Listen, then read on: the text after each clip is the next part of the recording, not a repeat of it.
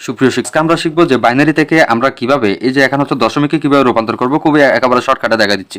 তাহলে এখানে আমার হচ্ছে বাইনারির যে একটা সংখ্যা দেওয়া আছে, এখান থেকে বের করতে হবে আমার এটা।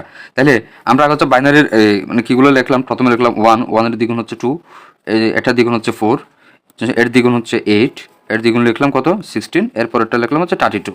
এখন তাহলে আমার আগে এই যে এখানে কত আছে, শূন্য, শূন্যর জায়গায় লিখলাম, এরপর আছে 1, 1টা লিখলাম, এরপর এদিকে আছে 1টা লিখলাম, এরপরে শূন্য, এরপর এদিকে হচ্ছে 1 লিখলাম। তাহলে এতটুকুই লিখলাম। এখন আমার এখানে এই যে মানে যে সংখ্যার নিচে আমার এখানে এই যে হচ্ছে 1 আছে, যে সংখ্যার নিচে হচ্ছে 1 আছে ওই সংখ্যাগুলো আমরা যোগ করব। তাহলে এখানে কত আছে 16, 16, এরপর এখানে 4, এরপরে এই যে এখানে 2, তাহলে এখানে কত হচ্ছে 22। তাহলে তার মানে আমার এই সংখ্যার এখানে হচ্ছে দশমিকের সংখ্যা হবে 22।